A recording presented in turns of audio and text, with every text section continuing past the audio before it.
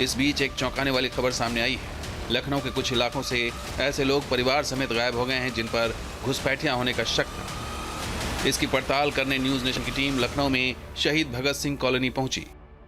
लखनऊ में जब से मुख्यमंत्री ने साफ आदेश दिया है कि रोहिंग्या हो या बांग्लादेशी, किसी को भी छोड़ा नहीं जाएगा, उन्हें पकड़ा जाएगा, डिटेंशन सेंटर भी बनाए जाएंगे और उन्हें वापस भेजा जाएगा। ऐसे पे हम सबसे पहले आए हैं।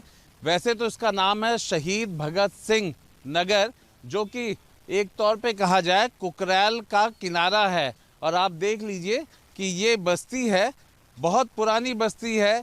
यहाँ पर लोग रहते हैं और आमतौर पर सब मजदूरी या कबाड़ और इस तरह का काम करते हैं। लेकिन जो सबसे हैरान करने वाली बात यही रही कि जब यहाँ पर ये मुहिम चली है तो ऐसे बहुत सारे लोग जो यहाँ रहा करते थे, जिनके ऊपर रोहिंग्या और बांग्लादेशियों के होने की बात आ रही है। बांग्लादेशी या रोहिंग्यों के बारे में क्या जानते हैं जो यहाँ पे नीचे रहते थे, उधर सड़क के नीचे उधर बनाए थे झुग्गी झोपड़ी। तो वो लोग जब से मालूम हुआ तो वो लोग चले गए यहाँ से। करीबन थे 20-25 होंगे।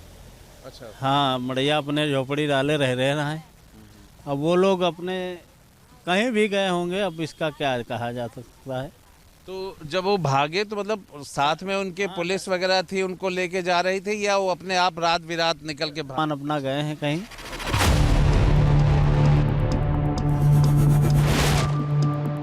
न्यूज नेशन से खास बातचीत में लखनऊ की महापौर सुषमा खरकवाल ने बताया कि प्रशासन के एक्शन के बाद कुछ संदिग्ध लोग लापता हो गए। महापौर ने कहा कि वो खुद घुसपैठियों के खिलाफ ड्राइव में शामिल रहती हैं। पर सवाल यही है कि राजधानी होने की वजह से कहीं ना कहीं ये बड़ा महत्वपूर्ण हो जाता है। यहाँ पे मुख्यमंत्री से लेकर के शासन के मंत्री के सभी लोग हैं। ऐसे में एक बड़ा संवेदनशील विषय है। किस तरीके का प्लान बनाया हुआ है, कहाँ कहाँ पे चिन्हित किया है? देखिए, प्लान पुलिस विभाग अब जिला प्रशासन करेगा।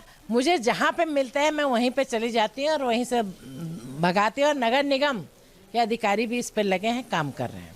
सब एजेंसी, चाहे वो ATS हो, चाहे वो नगर निगम हो, जितनी भी एजेंसी है, साथ में आप भी, सबकी जिम्मेदारी है अपने देश को सुरक्षित रखना, अपने शहर को सुरक्षित रखना। कुछ रोहिंग्या और बांग्लादेशी गायब होने की बात भी हो रही है कि कहीं ना कहीं वो पहचान से या इधर उधर निकल गए। हाँ, भाग गए हैं। भाग गए हैं तो किस तरीके से भाग गए? मतलब कैसे आगे वहाँ पे है नहीं। अच्छा। हाँ। जब आप गई थी हाँ, तो वहाँ से वो भाग गए हैं। चले। अब उनके लिए छोड़ दिया उन्होंने।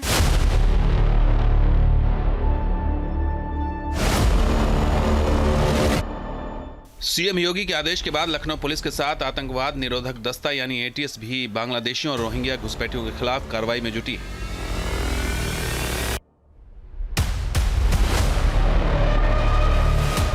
उनकी पहचान से लेकर डिपोर्ट करने तक का अभियान चल रहा है। जो लोग पुलिस की कार्रवाई के डर से गायब हो गए हैं, उनकी भी तलाश की जा रही है।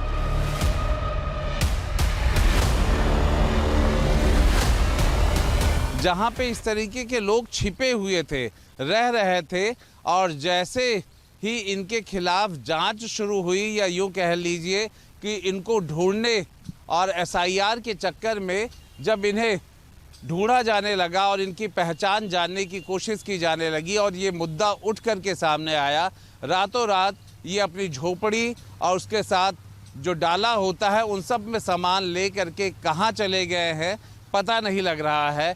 एक तरफ जिला प्रशासन, दूसरी तरफ एजेंसी और तीसरी तरफ नगर निगम, सभी लोग ढूंढ रहे हैं पर ये लापता है।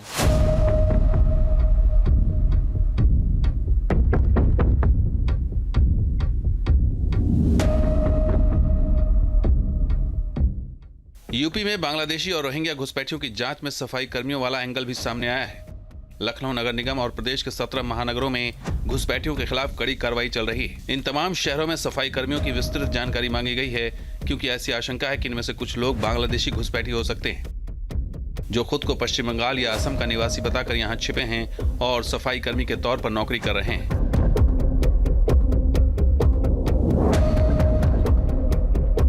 कुलसुम जी कहाँ की रहने वाली हैं? पश्चिम बंगाल के। पश्चिम बंगाल कहाँ की रहने वाली है? बर्धमान। यही रहता है नेताजी हम लोग का मदद के ऑफिस सिंह। लखनऊ की तरह वाराणसी में भी घुसपैठ विरोधी अभियान चलाया जा रहा है। न्यूज नेशन की टीम वाराणसी के सिगरा इलाके में पहुंची, जहां रात के समय पुलिस झुग्गी कॉलोनी में जांच पड़ताल कर रही थी। मुख्यमंत्री योगी आदित्यनाथ ने कुछ दिनों पहले आदेश दिया था कि प्रदेश में कोई घुसपैठिया नहीं होना चाहिए। इसके लिए लखनऊ में टॉर्च ऑपरेशन शुरुआत की गई थी और अब धीरे धीरे पूरे प्रदेश में ये ऑपरेशन जो है वो शुरू कर दी गई है। वाराणसी में आप देख सकते हैं, वाराणसी के सिगरा के माधवपुर इलाके में यहाँ पर पुलिस टीम पहुँची हुई है, जहाँ पर रोहिंग्या और बांग्लादेशी के रहने का अनुमान लगाया गया था और वहाँ पर जो लोग रह रहे हैं यहाँ पर इस तरीके से झोपड़ी बनाकर, उनसे लगातार पूछताछ की जा रही है। उनके डॉक्यूमेंट्स को दिखाया जा रहा है कि उनके पास क्या डॉक्यूमेंट्स है और किस आधार पर वो यहाँ पर निवास कर रहे हैं। ये भी कहा गया था मुख्यमंत्री के द्वारा कि जिनके पास कोई डॉक्यूमेंट नहीं है, जो घुसपैठ करके रह रहे हैं, उन्हें एक डिटेंशन सेंटर बनाकर वहाँ पर ले जाया जाए और वहाँ पर रखा जाए। देखिए, लोग लगातार अपने पास जो भी डॉक्यूमेंट्स है उसे दिखाते हुए नजर आ रहे हैं, क्योंकि लगातार यह शिकायत प्राप्त हो रही थी कि यहाँ पर अवैध तरीके से जो रोहिंग्या मुसलमान हैं, जो बांग्लादेशी हैं, वो रहते हुए दिखाई दे रहे हैं। देखिए, पूरी कॉलोनी जो है वो यहाँ पर है, एक बसी हुई है, जो पूरी तरीके से हर तरफ आपको इस तरीके से अस्थायी जो घर दिखाई देंगे, जो किसी तरीके से बनाए गए हैं और यहाँ पर ये लोग रहते हुए दिखाई दे रहे हैं। वाराणसी में पुलिस बांग्लादेशी, रोहिंग्या और अन्य संदिग्ध घुसपैठियों के वेरिफिकेशन के लिए पहुंची तो पता चला कि माधोपुर एरिया में 50 से अधिक मुस्लिम परिवार हैं, जिन्हें समाजवादी पार्टी के पूर्व जिला अध्यक्ष ओपी सिंह ने बसाया था। आई हैं आप? जिला बीरभूम। बीरभूम से आई हैं? तो यहाँ कब से रह रही हैं? 30-35 साल से। क्या क्या कागज है आपके पास? सब है हम लोग के डॉक्यूमेंट्स, आधार कार्ड, वोटर छवि, जो मेमो लेता है वो सब है हम लोग के पास। घर जो है अस्थायी है आपका?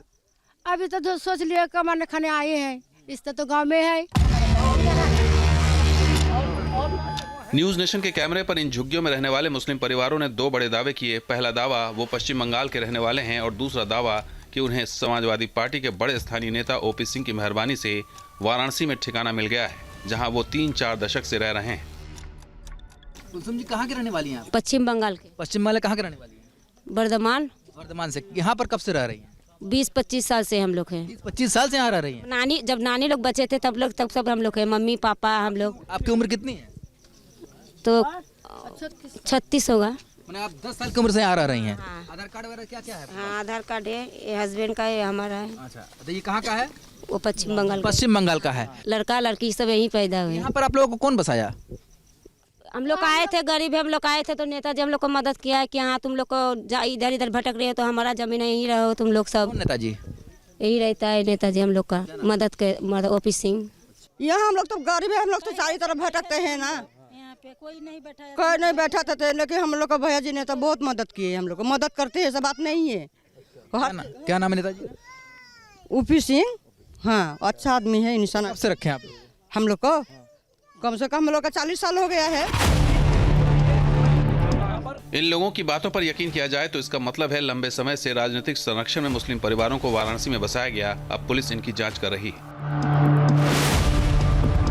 बनारस वाराणसी जनपद में जो भी अवैध रूप से बांग्लादेश और रोहिंग्या यहाँ रह रहे हैं उनका सत्यापन किया जा रहा है और साथ ही साथ जो गुमंतुक लोग हैं वो उन लोगों का भी चेकिंग किया जा रहा है। इस क्रम में आज थाना सिगरा क्षेत्र में यहाँ रोडवेज चौकी एरिया में एक एरिया पे चेकिंग के लिए आए हुए। यहाँ अभी प्रारंभिक पूछताछ में यह ज्ञात हुआ कि लगभग 30 से 35 फैमिली यहाँ रह रहे हैं, जो अधिकतर वेस्ट बंगाल से आए हुए हैं।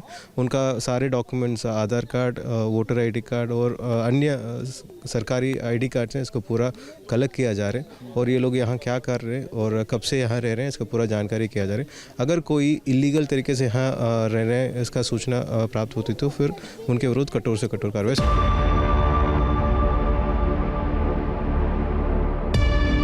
पुलिस की जांच में यहाँ रह रहे मुस्लिम परिवारों ने अपने दस्तावेज भी दिखाए। पुलिस छानबीन कर रही है कि कहीं उनके डॉक्यूमेंट्स फर्जी तो नहीं है। बहरहाल वाराणसी में मुस्लिम परिवारों को समाजवादी पार्टी के राजनीतिक वरदहस्त में बसाए जाने को लेकर जो मुद्दा खड़ा हुआ है उसकी बुनियाद पर आने वाले समय में घुसपैठ को लेकर नया सियासी घमासान शुरू हो सकता है। कितने वाराणसी से सुशांत मुखर्जी और लखनऊ से आलोक पांडे के साथ टीम न्यूज नेशन। ये दोनों साथ हम लोग 2 जने